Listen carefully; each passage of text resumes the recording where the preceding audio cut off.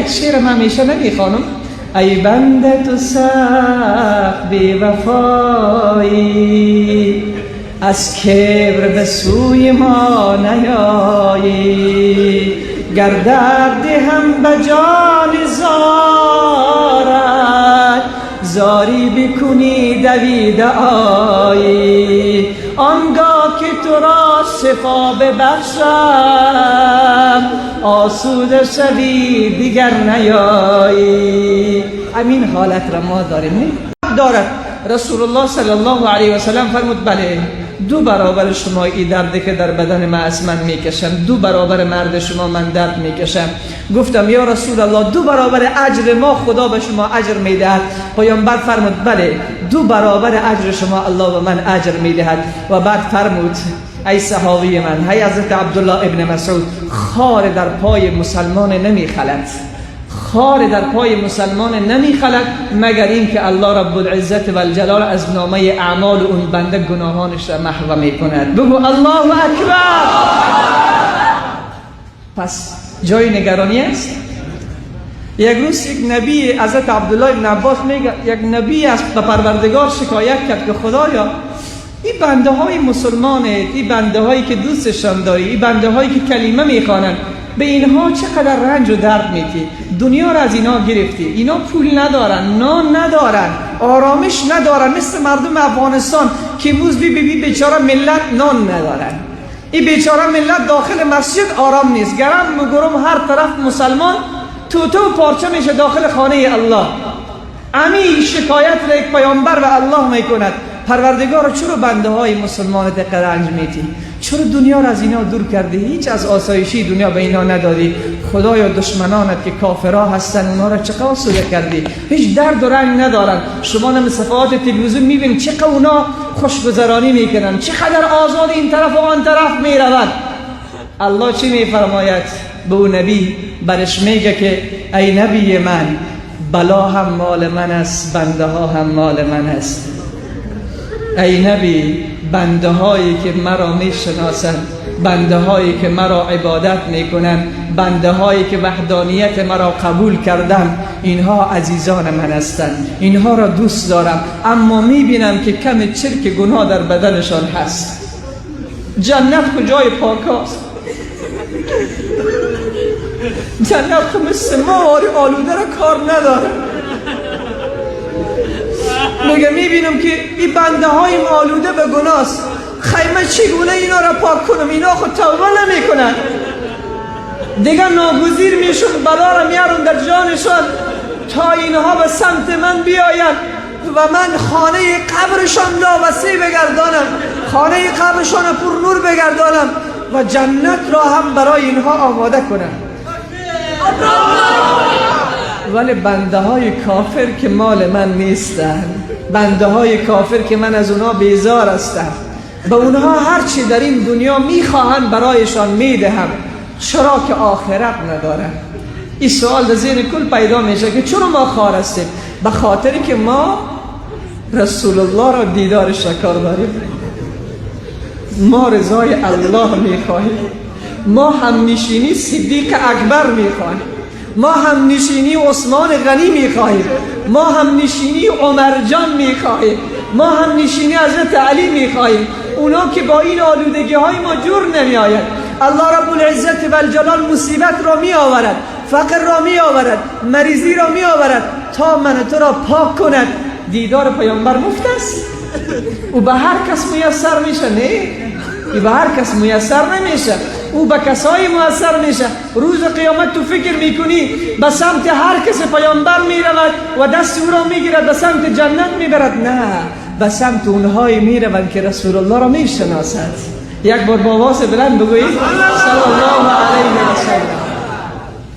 حدیث امام بخاری است. رسول صلی الله علیه و سلم میفرماید، حدیث 5645 بخاری است، من یرید الله به خیرا یصب منه. وقت الله رب العزت و الجلال اراده خیر بنده خود را بکنه، وقتی الله بخواد راج سر بکنه بنده را به بندگی خودش، حدیث بخاری است، حدیث موضوعی هم نیست، موقوف هم نیست، حدیث صحیح است. وقت خدا بخواد بنده را ثبت راج سر بکند به بندگی، یوسف منه، او را به مصیبت ها می اندازد، او را به درد و رنج می اندازد. او یک شعر من همیشه نمیخوانم: ای بنده تو سخت بی وفایی، از کبر به سوی ما نیایی، گر درد هم به جان زارد، زاری بکنی دویده آیی، آنگاه که تو را شفا ببخشم، آسوده شوی دیگر نیایی. همین حالت را ما داریم، نه؟ این حالات ما را ترسیم میکنه. رسول صلی الله علیه و سلم فرمود وقتی الله بخواهد و اراده خیر بنده را بکند، او را به مصیبت گرفتار میکند. حدیث مسند امام احمد است، 16806 رقم حدیث است. رسول صلی الله علیه و سلم فرمود اذا اراد الله بعبد خیرا عجل له عقوبت ذنبه. وقتی خدا بخواهد یک بنده را روز قیامت کامیاب بگرداند، وقتی الله بخواهد یک بنده را در کنار محبوبش رسول الله صلی الله علیه و سلم قرار بدهد، عقوبت و عذاب را در دنیا برش می آورد. عقوبت و عذاب را در دنیا برش می آورد. میبینی که بچه ایش که زیاد دوست داره جان میدهد، میبینی که دختری که زیاد دوست داره بیچاره فلج زده میشود، میبینی که خود انسان یک طرف فلج زده میشود، در بستر مریضی افتاده است. شیخ محمد عریفی رحمت الله علیه از علمای مشهور عربستان سعودی است، یک کتاب داره مجموعه الرسائل، در اوج یک داستان بسیار جالب را می آورد. میگه یک روز امورا بکشیم بیرون، بکشیم 3-4 نفر بگیریم که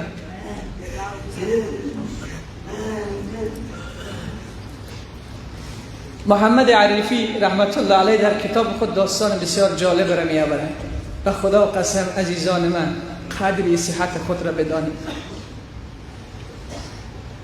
قدری صحت خود را بدانید. من 2 هفته است که سجده کرده نمیتوانم، 2 هفته است که اجازه سجده به من نیست، ولی تو سجده میتوانی، تو رکوع میتوانی، تو میتوانی به این مسلمان کمک کنی، تو میتونی آب و وضویت به دست خودت بگیری. این شیخ محمد عریفی میگوید از داخل یک شفاخانه شدم، از پیش همین دروازه هایی که در اتاقایی که مریض بود، از پیش همین درها میگذاشتم، یک اتاق را متوجه شدم که یک مرد 40 ساله چهره بسیار نورانی داره، داخل سر بستر افتاده است. میگه دلم شد، گفتم امیر یک احوالش پرسان کنم که مسلمان است، اجر میگیرم. رسول صلی الله علیه و سلم میفرماید کسی که عیادت مریض میکنه اگر صبح میره 70,000 فرشته 70,000 فرشته تا آخر روز برای استغفار طلب میکنن. بگو الله اکبر. اگر شام به عیادت مریض میره تا صبح 70,000 فرشته به استغفار طلب میکنن. میگه من داخل شدم، دیدم که این مرد 40 ساله‌ای که بسیار چهره نورانی دارد در بستر افتاده است. از پیشش پرسان کردم پدر جان، برادرم چی شده تو را؟ گفت من فلج زده یک طرف من. میگه کار نمیداد بدنش، فقط زبانش کم کم میگشت. میگه برش گفتم که چند سال است که تو به این مرض گرفتار هستی؟ گفت 7 سال شده، 7 سال از این بستر خوابیده است.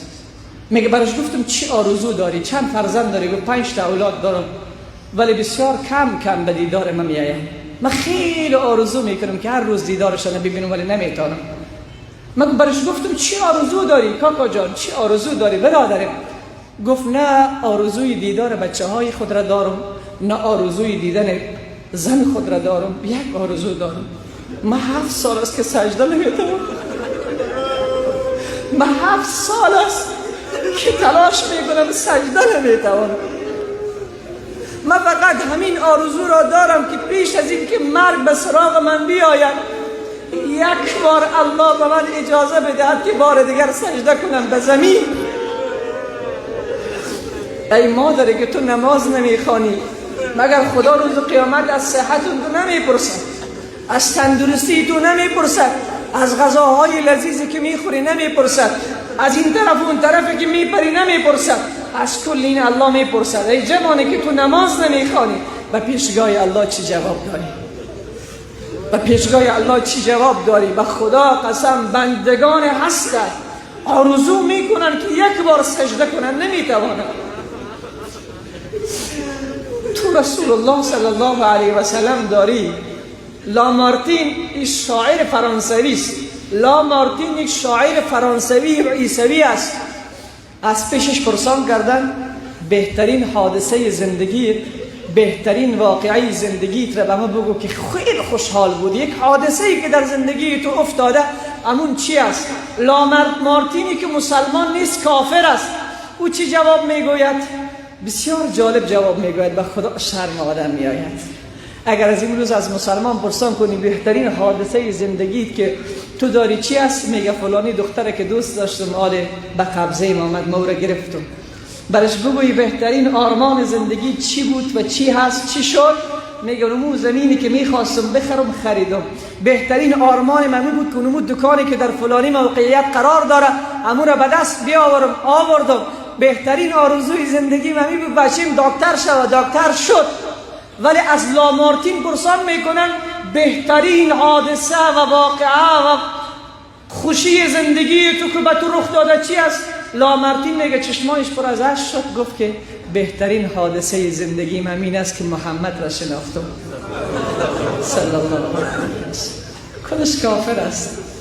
بهترین حادثه زندگی همین است که محمد رسول الله صلی الله علیه و سلم را شناختم. از پیشش پرسان کردن چطور شناختی؟ گفت مطالعه کردم در کتاب و درکش کردم که بهترین مرد کره زمین محمد بوده صلی الله علیه و سلم. امروز کفار مسلمان میشه، هم مسلمان بیدین میشه. امروز خواهر از اروپا و آمریکا میآید حجاب میپوشد، ملت افغان که مادرش مسلمان پدرش مسلمان حجاب را از سر خودش انداخته سر حجاب تمسخر میزند. اونها مطالعه کردن خدا شناختن، ولی مسلمان قرآن دارد بی خدا شده، قرآن دارد به رسول الله پشت کرده، قرآن دارد به حجاب الله توهین میکنه، ولی کافر مسلمان میشه. یه خواهر را فکر میکنم در ترکیه بود، امی بیگا دیدم حجاب داشت. یک کسی برش آمد برش گفت که یک دانه آیفون میتم، نمیفهم آیفون چند بود، یک آیفون بر تو میتم، امی یک چند لحظه اجابت برداشت، فقط یک آیفون بر تو جایزه میتم، امی حجابت بردار. یک خواهر جوان بود، نمیفهم یک از کشورهای کفری بود، گفت امی حجابت بردار یک آیفون بر جایزه میتم. او خواهر در جواب گفت اگر کل دنیا را بتی، اگر کل دنیا را بتی حجاب خود را بر نمیدارم، چرا این رضای الله من است، این آرزوی نبی من است، این حجاب مادر من عایشه است. اگر کل دنیا را بدی حجاب خود را بر نمیدارم. ولی امروز خواهر در افغانستان با حجاب در ستیز است. تو خودت فکر بکن، او برادر در داخل بسترش در خانه میگوید آرزوی من امین است که یک بار دیگر خدا به من توان بدهد که من سجده کنم. ولی این خواهر با خدا در جنگ است. خود شما انصافا فکر بکنیم، قضاوت به دست خود شما.